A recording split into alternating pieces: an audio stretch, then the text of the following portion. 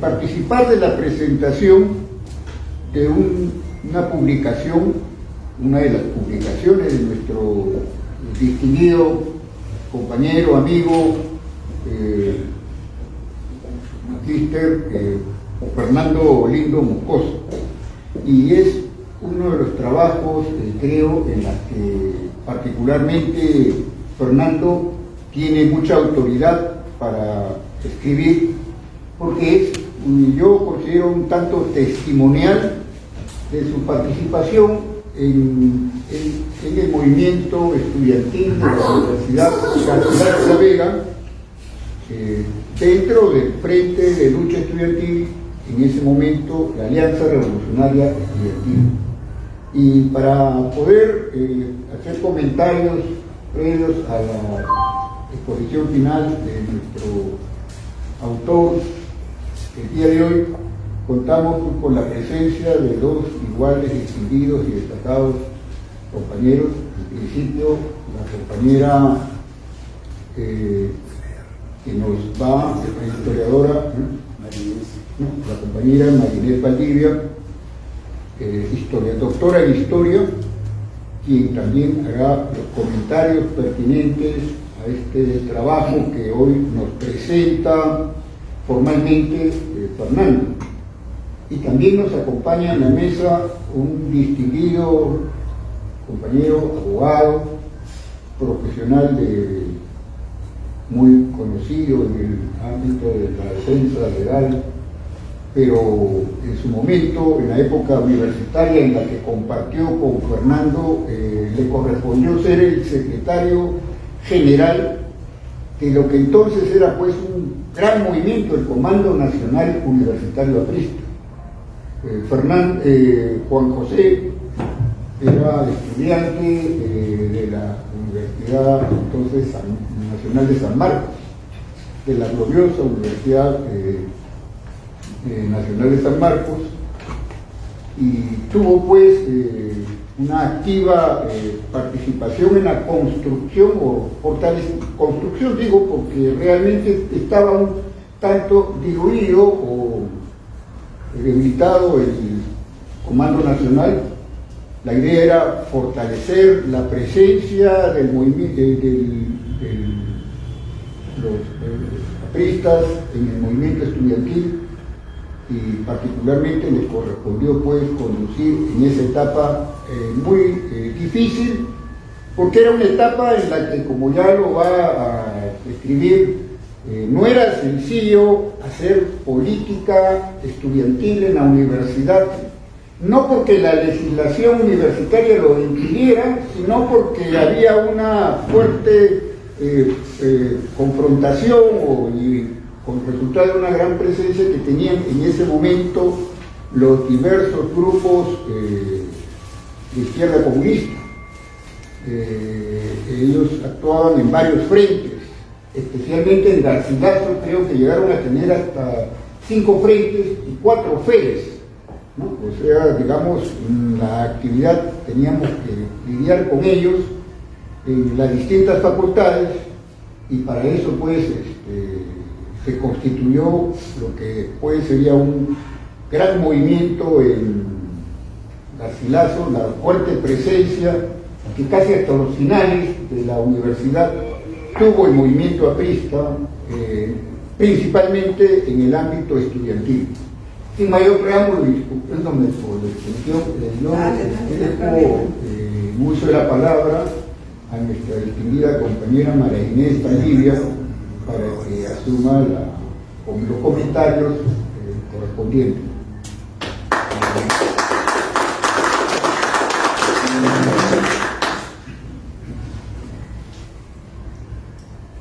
Muy buenas noches. Muchísimas gracias por la invitación de Fernando y también del compañero con el que voy a compartir la mesa, y también con Jorge, a quien conozco hace muchos años. Los historiadores siempre tenemos por costumbre especializarnos, ¿no?, en periodos. Yo normalmente he ido siempre ahondando más hasta la década del 40, casi llegando a los 50.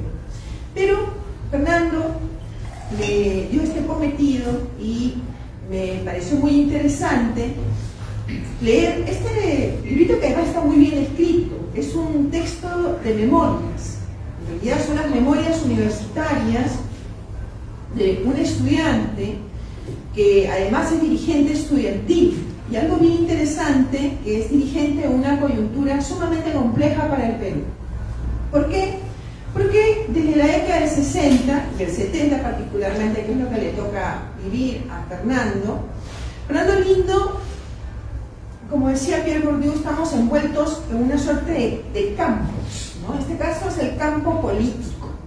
Y Fernando está inmerso en ese campo, en donde desde la década del 60 el Perú vivía una gran transformación demográfica, ya desde el 40 un poco más, pero en el 60 es muy notorio. Una transformación demográfica. Recuerden que con el censo de 1940 es la primera vez que se aprecia que la tasa de natalidad es mayor a la tasa de mortalidad infantil. Y esto va a ir creciendo porque vemos que la tecnología, la ciencia, el Estado va llegando a los lugares más recónditos del país, pero especialmente a las zonas donde está la capital o la costa. Bueno, el texto de Fernando está dentro de estas dinámicas internacionales de los movimientos estudiantiles, del impacto de mayo del 68, por ejemplo, donde los jóvenes van a emerger con fuerza. Este famoso baby boom, ¿no?, que viene después del ámbito de la posguerra, y en donde las sociedades van camino a la industrialización, pero también algunas son, en gran parte, periféricas, víctimas del colonialismo, del neocolonialismo, otras de esfuerzos por sacarse de encima a fuerzas imperialistas. Y entonces estamos hablando de una dinámica en donde también está envuelta la situación de la Guerra Fría. Fernando Lindo es un joven de 20 años, en este contexto, ¿no?, que viene de una familia de clase media baja, clase media propiamente quizá, que vive en Chama en esos momentos, todavía no está Surco, en esos momentos es Miraflores, un barrio miraflorino, y que tiene a su vez participa de una red bastante interesante que es la red aprista, pero se involucra en ella durante su vida universitaria como muchísimos jóvenes del Perú. ¿Qué está pasando en el Perú de esos años? Es importante examinar las cifras, ¿no? Miren, entre la década especialmente en la década del 60 y el 80, los estudiantes de secundaria y universitarios pasan del 19% al 76%. Es toda una revolución. Toda una revolución. Y entonces las universidades, tanto privadas, pero más las públicas en ese contexto, van a ser espacios de disputa política.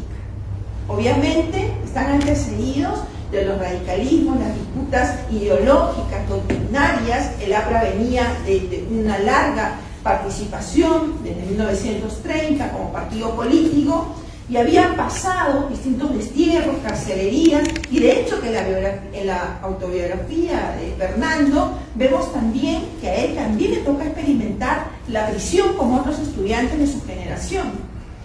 Entonces, este gran cambio demográfico y este gran cambio cualitativo, en donde el analfabetismo va siendo vencido precisamente por las promesas de la reforma educativa que se fueron anunciando desde la década del 40, no inician con el gobierno militar, sino que se van iniciando en esos 20 años atrás, va dando cuenta de la gran transformación del país, y especialmente de los jóvenes que anhelan participar de la vida universitaria. Recuerden que muchas décadas atrás estaba la Universidad Católica, San Marcos, la Universidad del Cusco, la Universidad Nacional de Trujillo, creo que Arequipa, y nada más. Después van ampliándose las casas de estudio. Y es interesante que no es casual que en el año 63 se conforma, producto después de la Universidad Nacional del Centro, la Universidad Comunal del Centro, la Universidad Nacional Federico Villarreal, y luego también la Universidad privada Garcilaso de la Vega. También, no recuerdo el año, pero es la Universidad San Martín de Porres. ¿De qué año es? Creo que es después. 62. ¿Ah? 62. Más antes, ¿no? 62. Entonces, son universidades importantes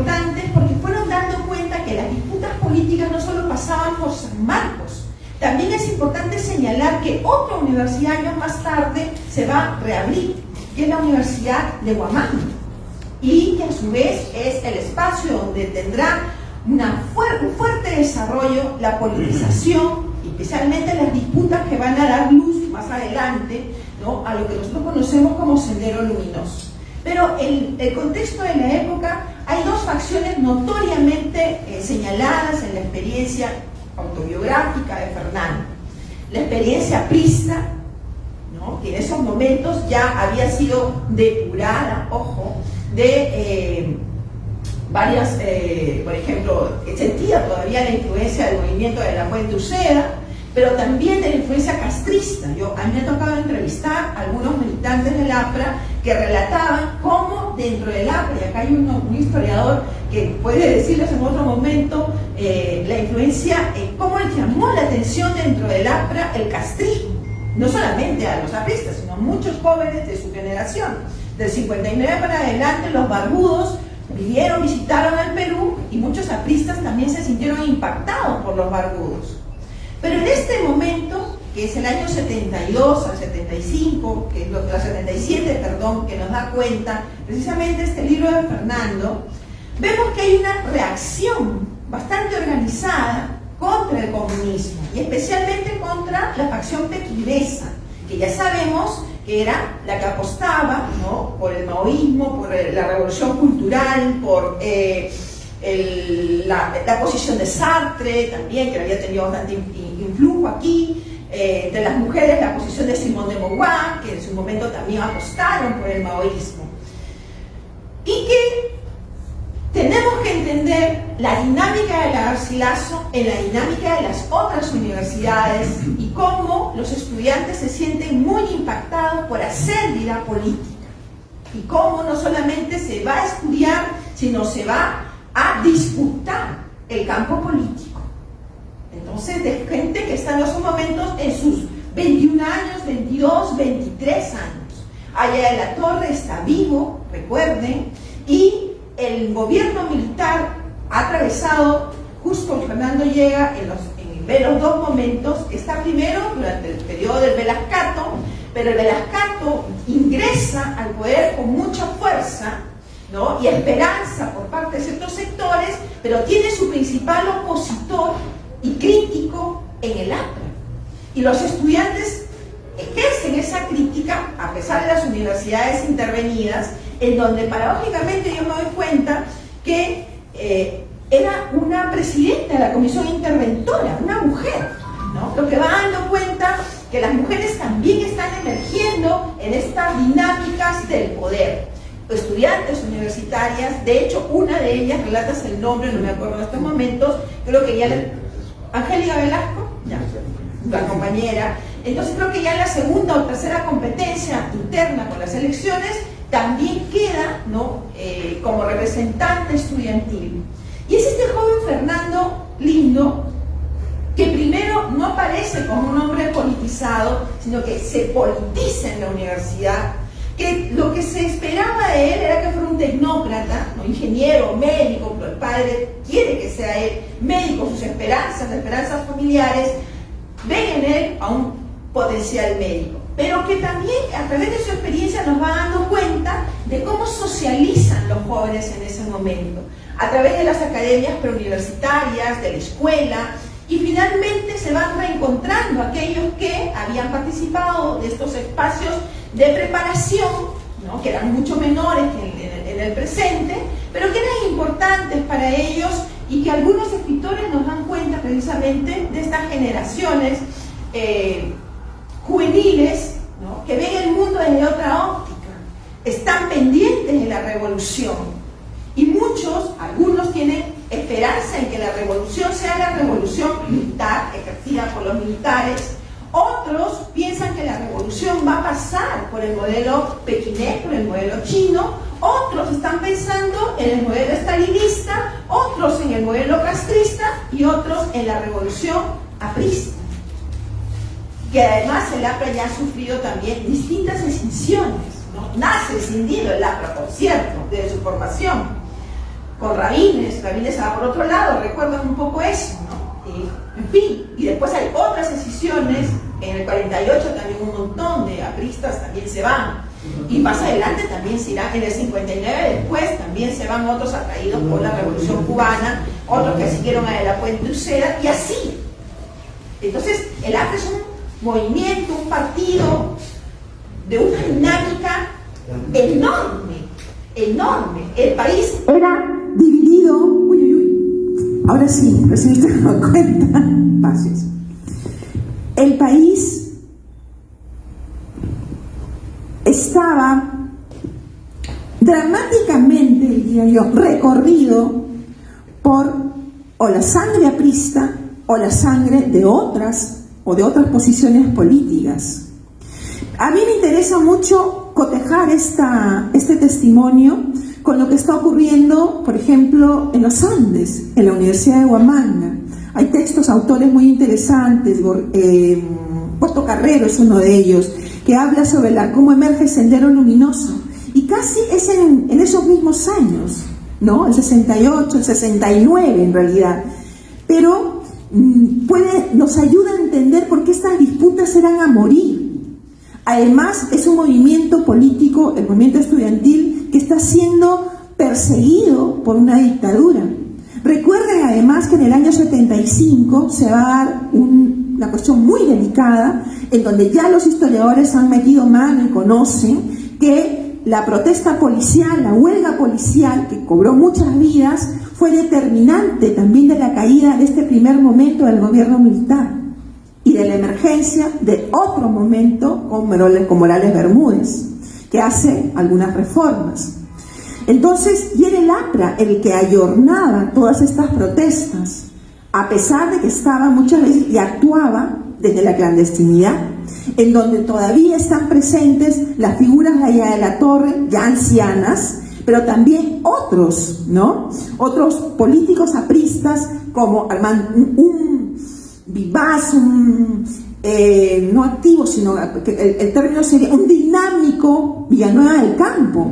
Entonces el APRA estaba en un momento de efervescencia, y yo le decía al periodista que me entrevistó hace un momento que a estos jóvenes apristas los vamos a ver en la década del 80, activísimos, dirigiendo cosas, haciéndose responsables del gobierno también, asumiendo una posición, y en los peores años también de la violencia política, que es la lucha contra Sendero Luminoso. Y de hecho, el terrorismo tuvo enemigos, ¿no?, clarísimos, no solamente en la Guardia Civil y la Guardia Republicana, y obviamente en el Ejército, sino en el APRA.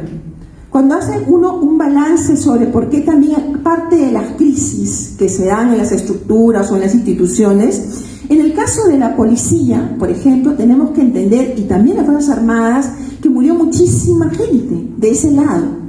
Y en el caso del partido aprista, este trabajo que ha hecho Hernán Garrido Leca con un documental, pero donde también está en el informe de la verdad y la reconciliación, estos 1.214 autoridades apristas, que no traduce que sean 1.200 muertos, sino que son 1.200 autoridades en el APRA, de lo que se ha logrado testimoniar. Y esto te da cuenta más o menos de cómo las consecuencias en el presente, cuando uno se pregunta, bueno, ¿y por qué está descabezado algo? ¿Por qué no funciona como antes? Bueno, hay diversas explicaciones, pero una de esas explicaciones que nos puede ayudar a comprender es que también hay mucha gente que desapareció en el camino. Este librito, que es muy legible, yo los animo a leerlo, es de un recorrido, además Fernando siempre es muy ameno en la pluma, ¿no?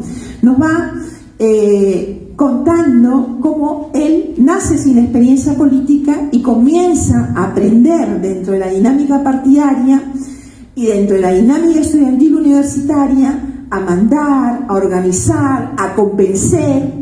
Por ejemplo, el ARE, como pierden 2 oportunidades, si mal no me equivoco, pero por poquísimos votos, llega un momento en donde se le permite ya participar de una manera ya más abierta y se transforma con otra denominación, la Unión Garcilasina.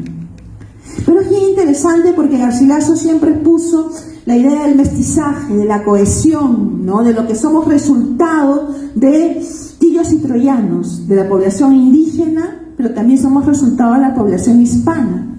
Y entonces esa idea de simbiosis, de crecer, de mestizaje, aunque cambiemos la denominación, seguimos siendo los mismos. Y que finalmente logra ganar, logra tener éxito en la dirigencia estudiantil, no solamente universitaria de la Garcilaso, sino también un espacio nacional. Y otra cosa interesante que a mí también me llamó mucho la atención, ¿no?, fue que, contrastando con lo que estaba pasando en el espacio peruano, fíjense ustedes, en el espacio ayacuchano, ¿no?, recuerden también que los primeros años de Velasco fueron años en que hubo mucha esperanza en la reforma agraria, en la reforma educativa, ¿no? Pero a su vez, cuando se fue dando cuenta el ámbito campesino y también el ámbito urbano de que estas reformas no eran como se había planteado, hay una furia campesina. El Perú está tremendamente escindido en la década del 70.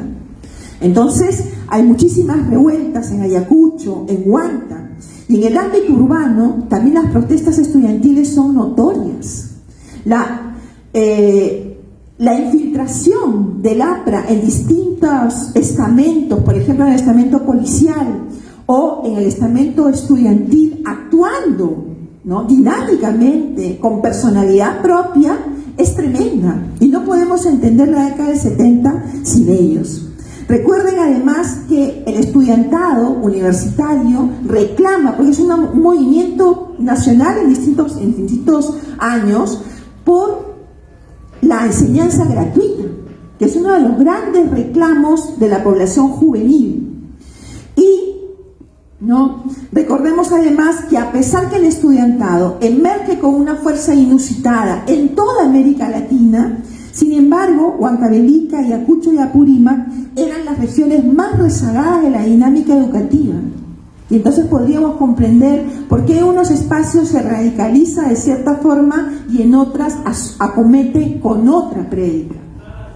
Finalmente, yo no quiero agotar esta publicación, pero quería señalar, yo no conocía esta parte de tu biografía, Fernando, que estuviste preso en 2 momentos. Y así como yo veo, bueno, yo tengo 53 años, no sabía que Fernando había estado preso, pero es interesante, en 2 momentos, muy jovencito la primera vez, y la segunda vez con un periodo mayor, en donde el partido intercede para que él pueda ser liberado, seguro que con muchos otros jóvenes apristas. Es interesante el mensaje que nos deja, cómo a través de las organizaciones universitarias o de cualquier otro tipo, el APRA tiene que buscar nuevamente esa sintonía que tuvo en la década del 70 y la década del 80, y que lo convirtió en la posibilidad, ya no la promesa, sino la realidad, para poder construir un país distinto, con una prédica de integración, con una propuesta. Todas las universidades que en esos momentos se crearon, la Villarreal, por ejemplo, crecieron. La Villarreal es una universidad de las públicas, es la segunda con mayor población estudiantil. La Universidad San Martín de Porres, cuyo origen fue con la Congregación Dominica, tiene la población más grande y muy reconocida en Derecho, por ejemplo, que es una de sus especialidades, muy notoria. Y luego, la Universidad Garcilaso, que perdió su, ¿cómo le llama? La SUNEDU, la licenciatura. Yo conocí, porque trabajé en la Garcilaso con Mario Hernández, recuerdo, y invirtió muy honestamente en activos, la Facultad de Odontología, y era muy reconocida la Facultad de Derecho, cuando estaba en la Avenida Arequipa, la de Psicología y la de Contabilidad, eran muy reconocidas dentro del ambiente profesional.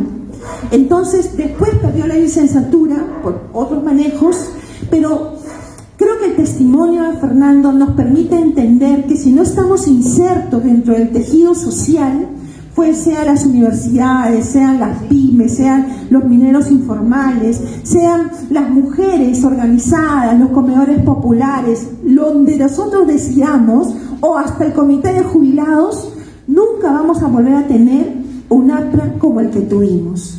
El secreto está expuesto a voces. Necesitamos insertarnos en el tejido social como lo hicieron estos jóvenes, que a su vez emularon a otros jóvenes que de década en década venían luchando sin miedo, sin tener temor a ser presos o incluso a perecer dentro de una balacera o dar la vida. Muchas de las cabecitas blancas que observo hoy en día tienen una experiencia de vida vital. Y ser cabecita blanca no es algo malo, porque lo malo está en tener el corazón viejo, el corazón otoñal. El corazón y la mente deben ser jóvenes. Y estas vidas ejemplares las debemos emular. Excelente, Fernando, te quiero mucho y espero que te haya gustado. Y si no te ha gustado, bueno, habrá otra oportunidad. Gracias, querido Fernando.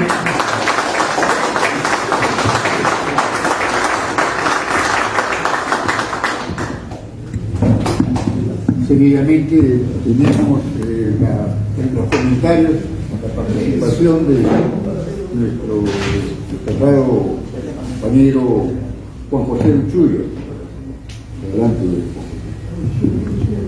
Compañero Fernando, compañera Valdivia, compañeras y compañeros.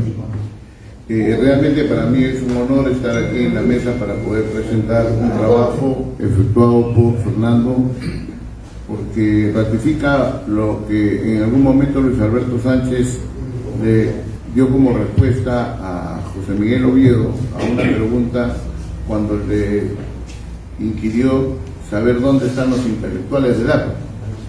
Esta entrevista fue más o menos en el año 1969-70 y Sánchez, con esa filigrana que tenía para poder dar respuestas, saltó la pregunta diciendo, bueno, está Carlos Roca, está Manuel Arqué solo, y está Sánchez, ¿no? Entonces Oviedo le responde y le dice, bueno, pero van poquitos de todos los apristas. Y él dice, el tema es que los jóvenes en el APRA están haciendo la historia. Llegará un momento en que la tendrán que escribir. Por eso que este trabajo que hace Fernando, si bien es cierto, está dirigido para establecer un periodo histórico, para hablar sobre una etapa de lucha, también lo es para dejar constancia personal de lo que vivimos los jóvenes en aquella época, de 18, 19 años, hoy un poquito más de 70. Pero que nos llena de gozo ver jóvenes como Fernando Dávila Loaiza, que fue miembro del comité de conjunciones del partido, la juventud, que también de San Marcos, y es un directo amigo y compañero sanmarquino. Bien, el propósito también de este libro, como bien lo dice en la página 13, dice, no pretende ser una historia oficial ni exhaustiva, es ante todo una memoria política construida a partir de vivencias personales, documentos de la época y testimonio de compañeros de lucha. Y ese fue nuestro accionar en los años 70. ¿Cómo podemos encontrar una explicación a este testimonio de lucha personal de Fernando, como la de muchos jóvenes que integramos las filas del partido? Primero hay que entender el antiaprismo que tuvo que soportar el partido. Llegó al año 1968, después de haber sufrido Víctor Raúl Aya de la Torre un veto personal a él y al partido, y cuando todo hacía presagiar que Víctor Raúl Aya de la Torre iba a arrasar en las en las elecciones, vino este golpe militar con un añadido. Se decía ser revolucionario y comenzó a adoptar algunos puntos del programa del partido para poderlos implementar y de esta manera conseguir la desaparición del partido. Entonces, como tal, y todos sabemos, el partido se gesta cuando los estudiantes universitarios entienden que la universidad no es una isla, sino que tiene que estar ligado a los sectores sociales, como señalaba Luis Alberto Sánchez. Y entonces allí crean un frente único que empieza con la defensa de los derechos de los trabajadores, con la propiciación de la educación de los trabajadores y sobre todo con la defensa de las libertades de culto, de trabajo y otros. Así empieza el calvario no solamente de Víctor Raúl Ayala-Torres y una generación, sino que también empieza un calvario y una etapa antiaprista desde su fundación, desde la fundación del APRA en México, el 24, y del 31 aquí con el Partido Aprista Peruano. Es así que en este contexto que se empieza a partir del 3 de octubre del año 68 a romper las instituciones donde el APRA tenía alguna injerencia, y esto es las universidades. ¿Por qué? Porque el aprismo ha sido el único muro de contención para el comunismo durante toda esta etapa, desde el año 31 hasta el año 68, y tuvo que pasar por el Partido Comunista Unidad, por el Partido Comunista Patria Roja y después el Partido Comunista Bandera Roja, posteriormente Sendero Luminoso. Pero todo tenía un solo objetivo: destruir el movimiento universitario a nivel nacional.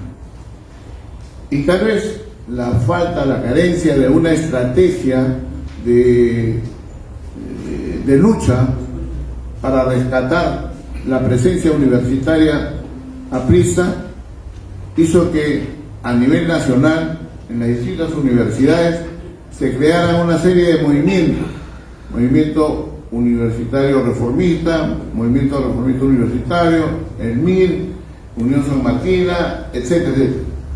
Pero esta dispersión de la lucha de los estudiantes dio como consecuencia que la última federación universitaria que tuvimos en San Marcos la logró alcanzar Alfonso Ramos Alba con Unión San Marquina. Sí. Pero después de eso desapareció el movimiento. Y como el año 68, ¿cómo? ¿Cómo? La FEG. Federación Estudiantil de Garcilaso. Perdón, hermano, estoy hablando todavía del año 69. Ramos Alba, eso fue en el 64. El 64, 75, así. Pero todo eso llega antes de. Cuando llegamos al año 68, se viene el golpe, salen algunos grupos universitarios, pero como entenderán, no tenían la contundencia de un movimiento nacional orgánico y estructurado. Es así que el Comando Nacional Universitario se queda sin dirigentes. Los dirigentes viajan a Europa a seguir unos cursos y de perfeccionamiento que le habían entregado a algunos rectores, y el movimiento queda descabezado. ¿Qué más sucede con él?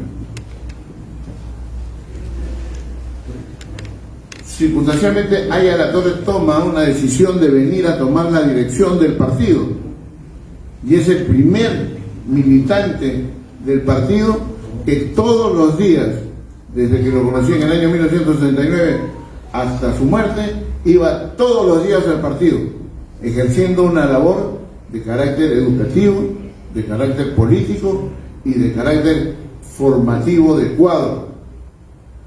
Cuando se pierde esto, se puede ver también el momento que estamos viviendo actualmente en la juventud. Con su presencia, el partido tiene una llenura de carácter espiritual, cosmológico, pero suficientemente capacitado y moral para tener la rienda de nuestro país.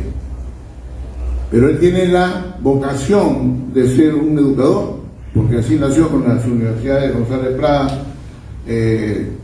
la formación del sector laboral, y comienza a llamar a los pocos jóvenes que llegaban al partido.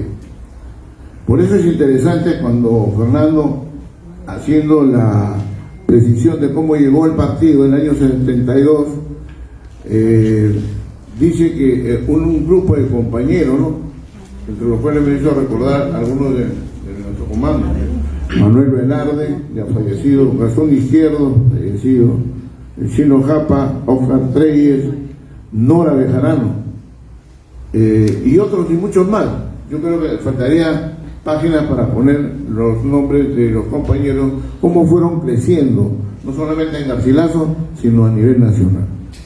Los esfuerzos que se hicieron, y no me dejará de mentir Fernando Ávila, empiezan el 2 de noviembre del año 69, cuando, por acuerdo de una convención de jóvenes, se establece crear el ARE, la Alianza Revolucionaria Estudiantil, y darle una partida de nacimiento. Y fue en la Universidad Villarreal, en la Facultad de Ciencias Económicas. ¿Cómo terminó?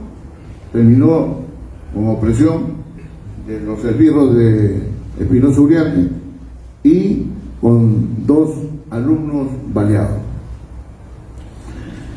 A partir de allí se fue construyendo a nivel nacional esta tendencia de buscar la unidad de dirección y de acción del movimiento estudiantil.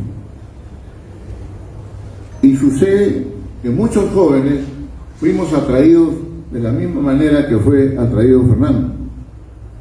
Su hermano, en una manifestación profética, le dice: y ahora vas a terminar siendo aprista. Bueno, sabemos que ya no sale tampoco. Y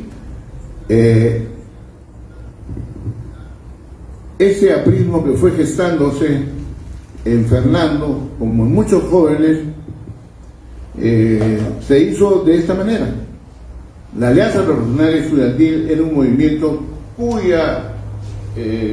cuyo núcleo era estrictamente aprista, formados en la doctrina de Víctor Raúl de la Torre, capacitados incluso por él, y alrededor convocábamos a todos los que tengan una vocación democrática. Frente a una dictadura había que anteponer como bandera rescatar la democracia para el país. Y es en este contexto, cuando señala Fernando acertadamente, que dice: en este contexto es que el ARE, la Alianza Revolucionaria Estudiantil, empezó a tomar forma clara ante mis ojos. Y ojo con esto lo que dice: no era un grupo político más, sino una estructura organizada, con objetivos definidos, disciplina y una concepción precisa del papel del estudiante en una universidad intervenida por el régimen militar. Y esto es interesante, ¿por qué? Porque ya en el año 72, cuando él ya ingresa al partido, los jóvenes estudiantes habíamos llegado a un nivel de concientización en todas las universidades del país para tener una sola dirección y un solo movimiento, que era el ARE. Y el 7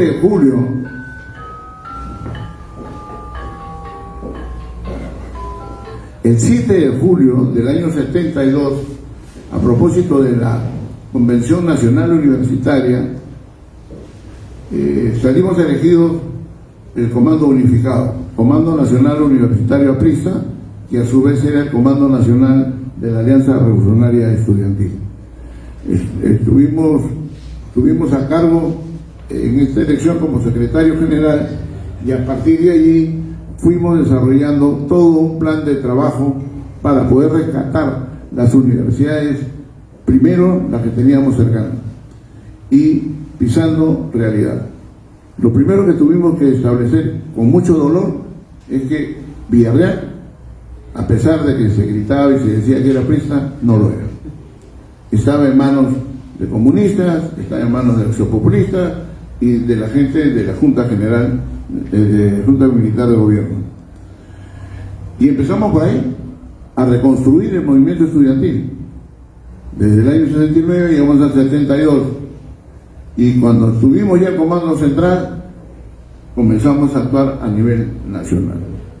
Después de fortalecer el movimiento universitario en Villarreal, comenzamos a expandirnos hacia las universidades particulares. ¿Por qué? Porque los comunistas sencilla y llanamente se habían repartido todas las universidades en sus distintas opciones. Comunista de Unidad, los chinos, en fin, todos ellos, cada uno en algunas universidades. Pero todos se unían siempre contra el APRA. Y lo que señala Fernando, que puede sonar un poco a su realismo, pero era eso. En San Marcos, cuando yo ingresé en el 69, a los apristas los bajaban del carro a patadas, los sacaban del comedor, los botaban del dormitorio de estudiantes. Pero cuando se tenía que ir a hacer un proceso electoral en Garcilaso, todas las universidades de Lima, la Catuta y todos los FER, Vanguardia Revolucionaria y otros, iban para poder cerrarle el paso a la PRI.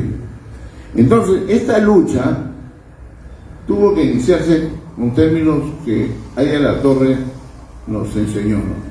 Primero, tener una fe, y esta fe que nace de la identidad de ser aprista, de ser antiimperialista, de querer forjar una alianza de clases y un frente único, y de querer construir un Estado antiimperialista para decir llegando hacia la unidad continental. Pero todo se decía ¿con qué? Con la fe, con la unidad, con la disciplina y la acción. Y en todo, transversalmente, en todas las instituciones del partido, la fraternidad. Ahí Ayala Torres comentaba de que sus ojos habían visto muchas deserciones, como ha señalado nuestra compañera Valdivia. Sí, muchos se fueron. ¿Y se fueron a dónde? Al gobierno y a puestos de dirección. Sin embargo, muchos personajes anónimos, pero los ha señalado, los ha recordado Fernando. Me parece interesante para los que no conocen esto poco. Manuel Velarde, fallecido. Mario Valcárcel de Aragón. Nora Bejarano, su novia. Grandes compañeros. Carlos Sánchez Manríquez, fallecido. La Pantera Rosa, Gustavo La Rosa. Enrique Cifuentes, Belisario Silva. Alberto Valdivia, también está en el estado de salud. Félix Fernández, fallecido. ¿Cómo? Manuel Casares. Después. Víctor Alzamora. Y en fin, una serie, Ojar Treyes, el Chino Japa, Gastón Hierro, todos ellos,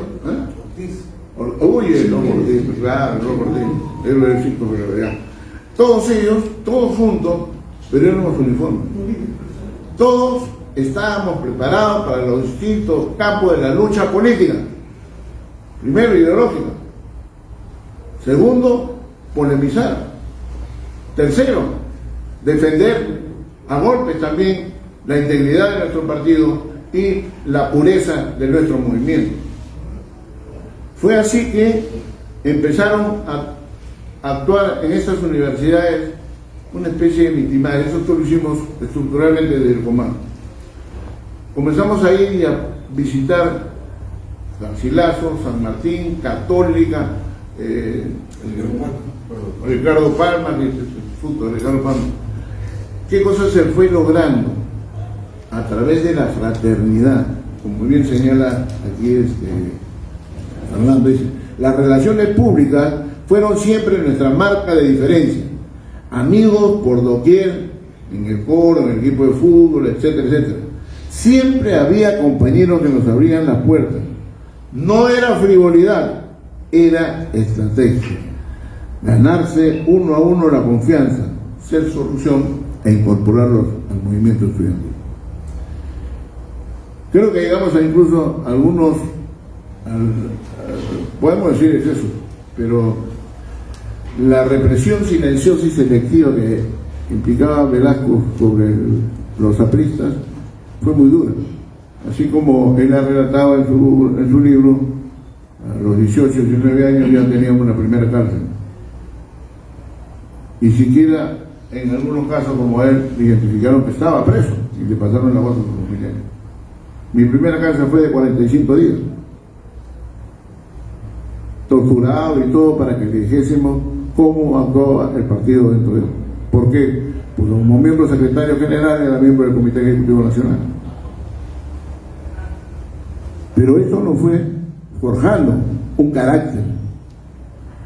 Y entonces, este carácter se hizo en la lucha, sin tener nada que alcanzar como un puesto de gobierno o un puesto de trabajo.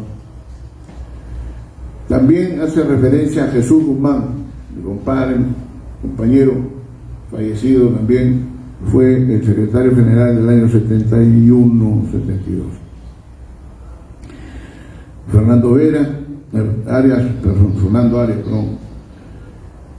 Y aquí viene una conclusión con la cual yo estoy completamente de acuerdo con él.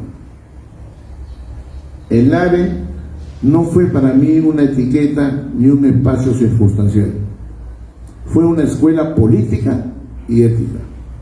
En sus reuniones, en sus debates y en sus acciones se forjaron convicciones que marcarían el resto de mi vida. La universidad, una vez más, había dejado de ser un lugar de paz para constituir una forma de vida de lucha partidaria. Y estas luchas que han señalado cuando ustedes empiezan a participar en las elecciones, como ARE, fueron muy cruentas, muy duras, porque creo que aquí relata alguna de las tomas de local, ¿no? Cuando hubo una serie de heridos, teníamos un montón de heridos, porque luchábamos contra toda la Federación de Estudiantes del Perú y todos los sectores comunistas del Perú.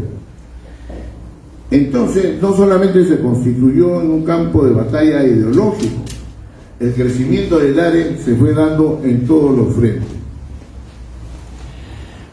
Señala y agrega Fernando, el ARE, brazo universitario del aprismo, significó un tránsito de la presencia incipiente hacia una fuerza organizada, reconocible y en expansión.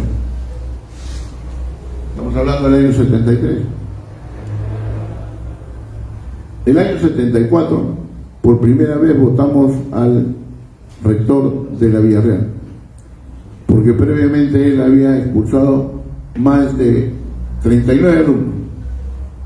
Los expulsó por el solo hecho de ser apristas y por oponerse a la aplicación de la Ley General Universitaria. Pero así como señala Fernando, en su lucha por alcanzar la representación estudiantil, también nosotros lo hicimos en el año 1972. En San Marcos, después del año 65, por primera vez presentamos una lista, yo como vicepresidente, mi hermano Fernando Dávila y Vázquez Bazán a la cabeza. Y logramos ganar el centro federado, lo que nunca se había hecho en años. 72. El 73, con esa misma fuerza que teníamos en San Marcos, íbamos a las universidades y ganamos otra federación universitaria en Pico María. Y así centros federados en las distintas universidades del norte, del centro y del sur. Llegamos hasta Puno para poder implementar el área. ¿Qué sucedió? Hay un hecho histórico que sí es necesario considerar en esta exposición, que se produce en el año 1975. El año mismo 72, en San Marcos nos metieron preso a 20 compañeros en Lurigancho. Inauguraron el pabellón 1 y existían menores de edad. El año 72, a finales, movilizamos todos San Marcos y pudimos lograr su libertad. Siguió el año 73, 74, votamos a Espinosa Uriarte, se dio un nuevo rectorado, se establece la Federación Universitaria y también en la técnica en Callao. Y así fuimos ganando una tras otra. Pero, ¿qué sucedió? que durante toda esta etapa del año 69 hasta el año 74, hasta antes del Congreso del año 74, la juventud enarboló una bandera, y es todo con el pueblo, nada con la Junta. Fuimos radicales para no tener ningún tipo de ligación con aquellos que estaban medrando en el Estado a través de la Junta Militar de Gobierno. Y lo llevamos al partido, pero no quedó allí. Fuimos trabajando en los sectores, así como todos, cada uno en un sector. Después hicimos que un grupo vaya a los sindicatos para arrebatarle la dirección sindical a los comunistas. Pero todo esto iba dando una mística que fue creciendo. Y entonces, cuando hubo la oportunidad de saber que existía una fisura en la Junta Militar de Gobierno con respecto a la Guardia Civil, nosotros comenzamos a agudizar las contradicciones y conformamos todo un equipo de apoyo no solamente a los miembros de la Guardia Civil, sino a sus esposas. Y entonces, a partir de ahí se decía que iban a parar, los comunistas también estaban, porque había comunistas en la Guardia Civil, en la Guardia Republicana, y ellos querían tener la dirección. Y es ahí donde Carlos Verapatillo, fallecido también, él dirige todo este movimiento con una serie de compañeros que estudiaban en las noches en las distintas universidades. Entonces logramos hacer una red. Pero decíamos, una red, ¿y después qué? ¿Cómo nos financiamos? El partido no tenía. Y entonces creamos las academias preuniversitarias, que nos dieron los frentes de postulantes, los que ingresaban a frente de cachimbos, y así fuimos creciendo hasta el año 75, en febrero, en que se dio el 5 de febrero, o el limazo, como es conocido. Días antes, nosotros andábamos en una sesión permanente en el Comité Ejecutivo y en relación con Víctor Raúl Aya La Torre, quien nos dijo muy claramente, para quienes pueden leer entre líneas, si yo fuera estudiante y no hubiera policías en las calles, Lima sería. Pues nosotros tomamos como una orden y lo hicimos. ¿Qué fue lo que nos llevó a hacer esto?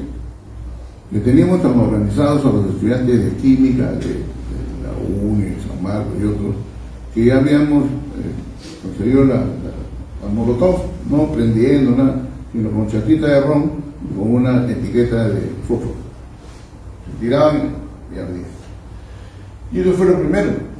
Pero solo teníamos como objetivo, y eso es algo que se escribirá, lo escribiremos en su momento, teníamos un solo objetivo, quemar Sinaloa. Pero como él, un jovencito, como era Eduardo Ángel, por otro lado, pero él tendría por 17 años, era escolar, 15, 16 años. Le dimos que esto es de noche y yo no iba a sospechar de ti, y se equivoca, no quema Sinamo, sino quema el centro cívico. Y a partir de ahí se vino la hecatombe. Los de Correo comenzaron a tomar fotos a los que estaban en la manifestación, se dieron cuenta, quemaron el correo, de ahí se fueron al centro de Lima, se quemó el círculo militar, de ahí iban a ir a otro lado, y hasta que salió los tanques. Y hubo una matanza terrible, y heridos. Y entonces, ¿cómo podía el Comando Nacional Universitario responder a eso? Necesitaba tener incahuaces, o sea, sin que dónde esconder. Necesitaba tener provisiones para poder seguir sacando el mimeógrafo, sí, y después se desactivaron, los compañeros no sabían por dónde estaban, caían presos y no teníamos ni idea dónde estaban. Después del 5 de febrero, cuando se da el 5 de febrero, sale un decreto en el cual responsabilizan de esto al partido y ordenan la deportación de muchos líderes y la persecución de Víctor Raúl Aya La Torre. Bajo esas circunstancias, el Comité Ejecutivo Nacional, convocado por el jefe, nos llama y nos dice: ¿saben lo que han hecho ustedes? ¿Qué hemos hecho? Nos han traído abajo todo un proceso de acercamiento con la Fuerza Nacional.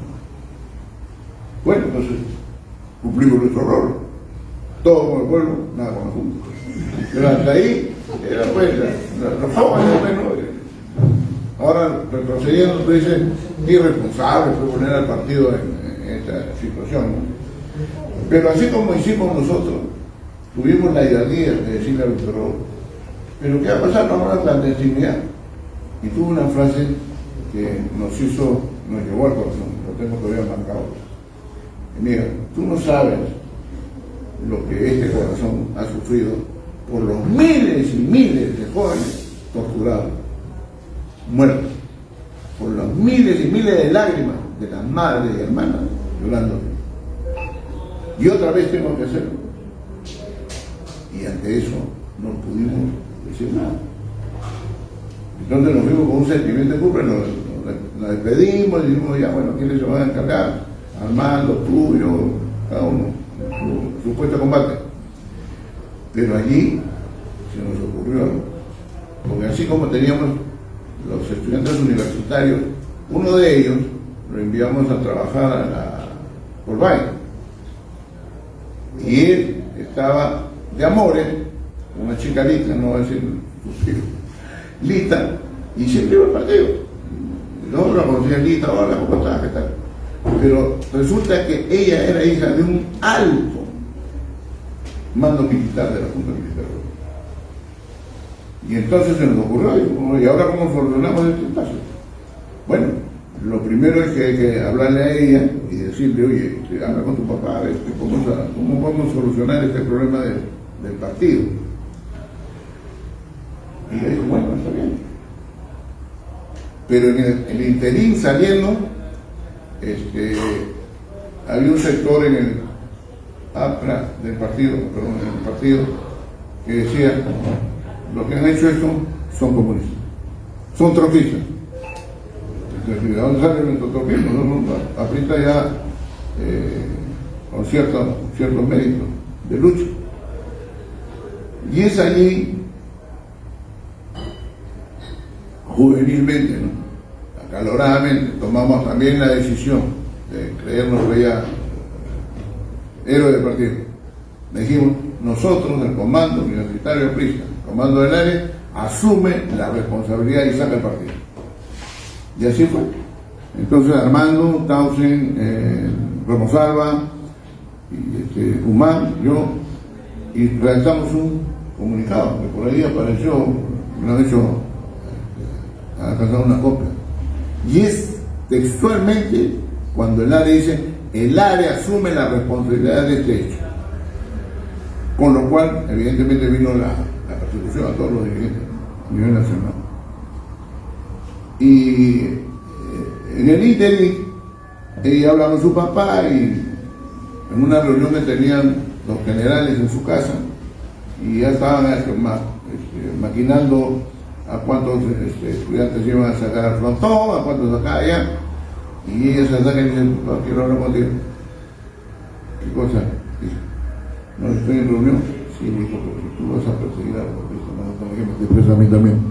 ¿Por qué? Porque yo soy aprista. No, dijo yo. Y se armó todo un esto para poder, a partir de ahí, hacer una labor con un sector de la Junta Militar de Gobierno que era institucionalista y que estaba contra todo el sector comunista que Mercado Jarrín y otros representaban, ¿no?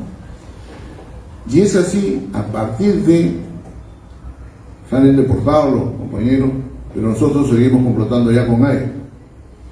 Y AYA toma, con la osadía que tenía de jefe, de líder, tomar un día, le dije a Jorge, y ya que acompáñame, voy a la casa de Rita Prada, y allí se le presenta, toca el timbre y sale, señor, hay un señor allá en la torre que lo busca. Y dice que bajó Rita Prada con su bate, estoy con su pistola en el bolsillo. Y dijo, sí, yo soy Víctor Hugo de la Torre, quiero hablar con usted. Pasó, le invitó un vasito de agua y allá salió una cena como yo. Y entonces dice, ¿no tiene temor usted de que yo le envenene? No, porque usted es un general de honor. Empezaron la maquinación. ¿Cómo traerse abajo a Velasco Alvarado, que está tan fuerte, con un equipo muy fuerte y además con una pega. Otro compañero, Morales Bermúdez, de la UNI. Contacto con él, contacto con su esposa. Y así fuimos tejiendo, uno a uno, de distintos, de Trujillo, venían datos, etcétera, hasta que se maquinó el golpe de Velasco, que fue un golpe institucional, creo que tú también lo dices, pero que es interesante saber por qué. Porque lo que estábamos al tanto éramos los jóvenes. El 31 de agosto se celebraba en Lima la reunión de los 77. Eran los embajadores y estaba en el centro de convenciones de Quirión. Pero Felipe Santiago Salaverry, un ex diputado por Cajamarca, gran compañero, con él hacíamos algunas cosas que ahora ya no, como está mi mujer no puedo decirlo, ¿no? Pero se hacían cosas que eran para menguar la moral de la Junta Militar. Y entonces, cuando estuvimos completamente seguros de que Morales Bermúdez y un grupo de los que se habían Interprada, Salorojo y otros iban a dar el golpe, nosotros salimos y comenzamos a tratar de movilizar. No había celular, había que pasar la voz de uno a uno. Y es así como llegamos al 31 y estando viniendo por la avenida Salaverry, tomamos la decisión de meternos a los grupos del 37 porque ninguno de los periódicos, ninguno de los medios sacaba algo en contra de la Junta Militar. Caímos presos y pensamos que ya nos íbamos algunos años fuera de la libertad, y hasta que llegó. Pero Felipe Santiago Salaverry tenía la certeza de que iban a dar, porque ya, y dijo ya, a la una era, a las 3 de la tarde. El hecho es que el coronel que nos tenía a su cargo de la investigación nos dio libertad. ¿Quién estaba también ahí? Víctor Manuel López García. No sabía cómo hacer y cayó preso. Hasta allí al año 75. ¿Y por qué digo que es importante? Porque señala también Fernando. Dice, en el año 75 ellos vuelven a postular a la Garcilaso para los sectores representativos y tienen que cambiar por estrategia el ARE por Unión Garcilaso. Y es así como cierto sector del partido pide que el que le habla y los fundadores del ARE disolvieran el movimiento. Hay que crear una, de cual nació lo que es don Manuel el FIDE, ¿no? Izquierda Democrática. Y así fueron otros cambiando de nuevamente también por estrategia, por táctica, hasta que nuevamente se ha disuelto el movimiento universitario. De partir del 80 hasta el 84 puede ser que hayan sido dirigentes, pero después no hay. ¿Por qué hemos llegado como hemos llegado en el último proceso electoral? Falta de cuadro, gente que no conoce a Víctor Raúl Ayala Torres, gente que no conoce la ideología del partido, no conoce su historia y entonces no puede hacer una apología del aprismo frente a la constante y permanente antiaprismo. Se cambió el nombre antiaprismo y le pusimos antiaranismo. Listo, así, ya está, sepultado el partido. Por eso, la importancia de este libro, Fernando, que tú sacas a la luz, trae consigo un esfuerzo intelectual que, como testimonio de lucha, debe ser el inicio y el ejemplo de que otras universidades, otros compañeros dirigentes también empiecen a escribir sus experiencias. Yo no soy mucho de escribir, pero estoy tratando de dictar, como ahora se puede dictar, etcétera. Ya estoy empezando también los 10 últimos años al lado de Víctor Raúl Ayala Torres. Yo lo conocí también una primavera del año 69, después de una lucha donde expulsamos a los comunistas de la Facultad de Letras. Y en el ardor de la lucha alguien me llamó y me dijo, ¿tú eres aprista? Y yo le contesté que iba a meter un lapo. Cuando me dijo, no, yo también soy. y me hizo una pregunta que probablemente muchos compañeros debe haberse experimentado. ¿Y tú conoces a Diana Torres? De foto. Mi padre había sido expulsado de la Universidad de Trujillo, medicina. Habíamos sufrido la persecución, pero me recordé de algo. Y a pesar de todo eso, cuando tendría 5 o 6 años, vivía en los barrios altos, la gente aprista para el día de la fraternidad salían de las casas en la noche con sus banderolas, iban a pie. Mi padre nos cargaba y íbamos a la arenga y todo hasta llegar pues, al centro de concentración, y después regresábamos todos los mismos y ya nos conocíamos en el barrio todos. Era interesantísimo. Cuando entramos a las universidades me sucedía lo mismo. Cuando iba a Garcilaso conocí un montón de amigos, unos de los peloteros, medio economía, y por eso tenía amigos un montón en la liga, ¿no? Lo importante,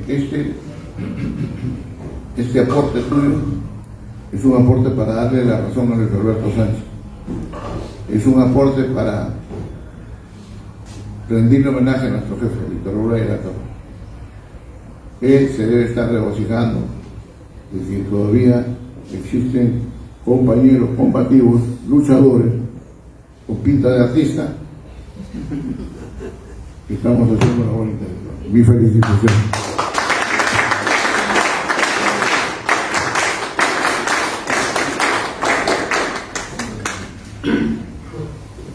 Compañeros, después de haber escuchado esta intervención y comentarios muy recordatorios, tenemos acá la cierre final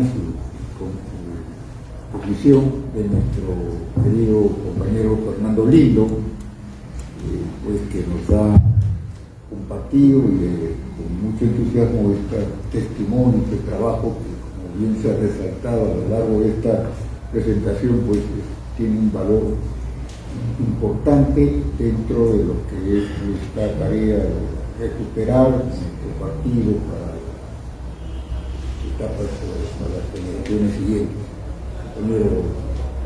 Muchas gracias, Jorge, muchas gracias a Luis, muchas gracias mi querido hermano Juan José Uchuya, mi secretario general de mi Comando Nacional Universitario de aquellos años. Permítanme, amigos, antes de empezar probablemente mis palabras sobre el tema, leer una nota que me alcanzó un querido compañero también de la época universitaria, Jorge Rocío Valdés, que me escribe mi testimonio, y permítame que dé lectura. A mediados de los años 70, mientras cursaba mis estudios en la Universidad Inca Garcilaso La Vega, fui testigo directo de una de las mayores gestas de dignidad estudiantil. En pleno régimen militar, el general de división ejército peruano, Alfredo Carpio Becerra, entonces ministro de Educación, del 28 de abril del 71 hasta el 29 de agosto del 75, irrumpió en nuestro claustro.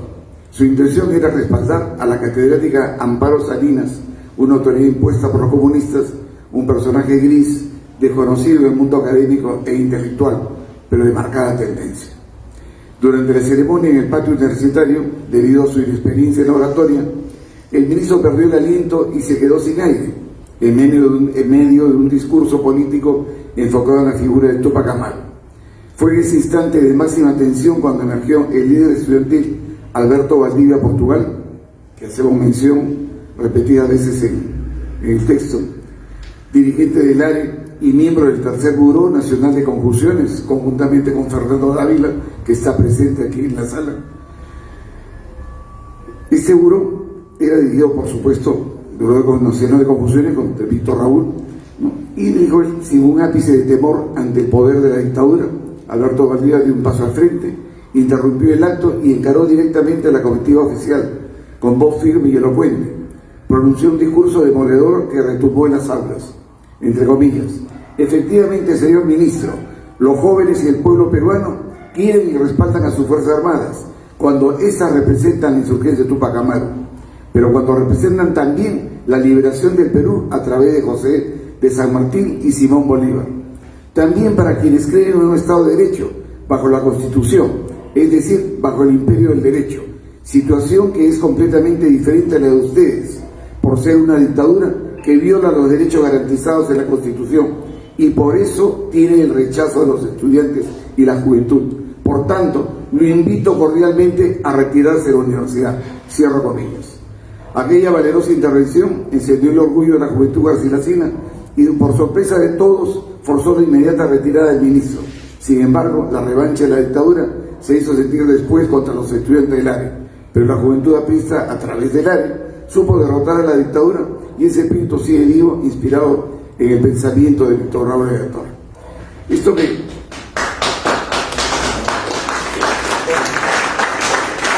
envía Jorge Rocío Valdés, gran amigo y compañero de aquellos años, haciendo mención de la intervención de Alberto Valdivia.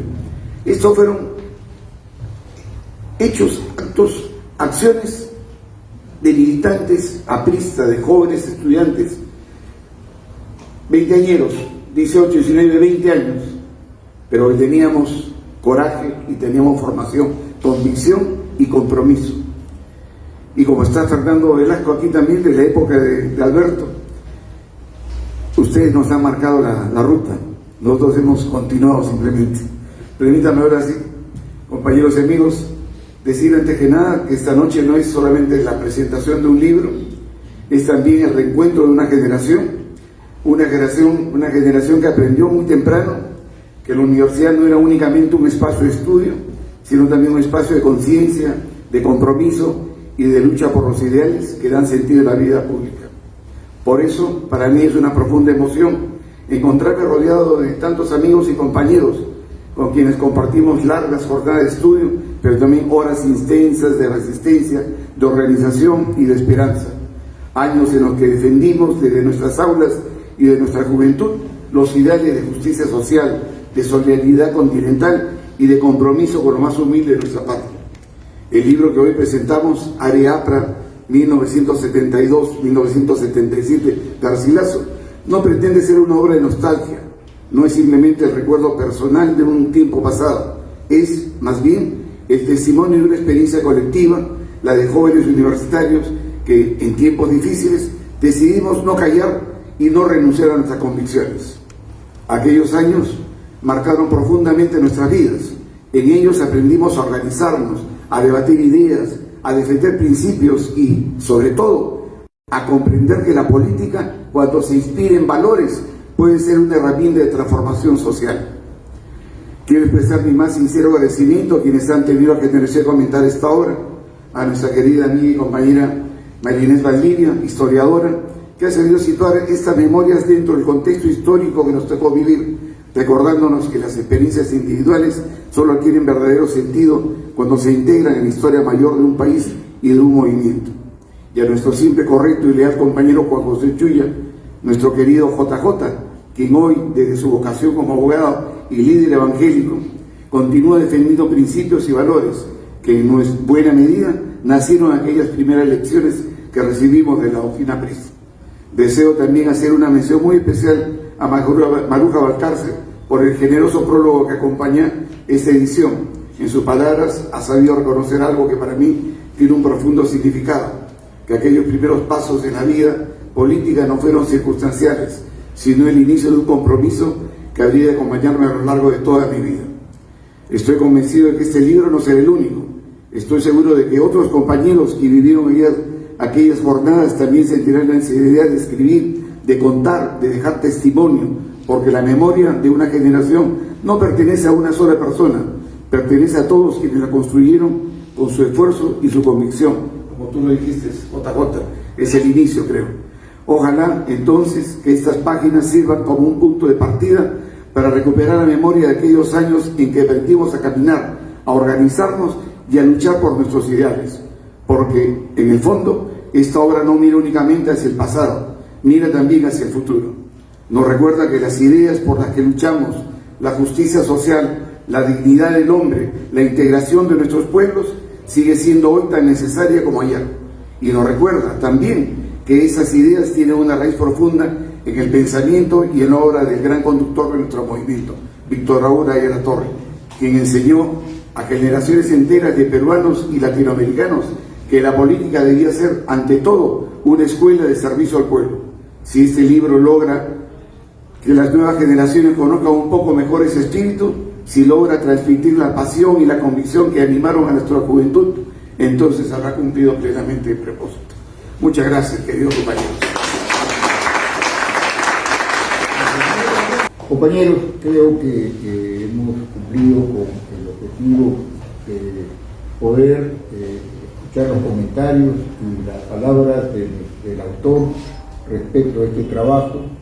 Agradecemos la presencia de cada uno de ustedes en esta reunión de reencuentro, porque muchos hemos participado en estas épocas, y también de comentarios muy lúcidos, porque también hemos recordado, como dice, situacionalmente el escenario político, social, que lo ha referido muy bien nuestra compañera María Inés, y también estas recordaciones muy particulares, porque el compañero JJ Chuya es actor, dirigente del movimiento estudiantil, porque como ha señalado, en esa etapa se logra constituir ya un movimiento a nivel nacional, como lo ha reiterado, ¿no? Ya no era solamente localizado en algunas universidades y de manera a veces un poco descoordinada, sino ya de una manera, y con un frente que era en ese momento la Alianza Revolucionaria Estudiantil, que era lo que uniformizaba la participación de los apristas en el movimiento estudiantil universitario.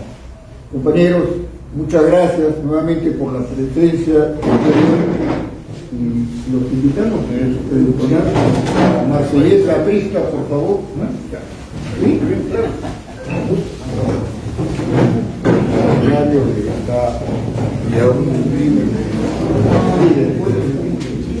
Y después también hay un brindis que ofrece el Comité Distrital de Migratorios, compañeros que nos acompañan. Por favor, a la voz de 3, 1, 2, 3. Pasado el González, nueva doctrina surge ya, es ideal realidad liberante, que ha fundido en Cristo la verdad, que ha fundido en Cristo la verdad.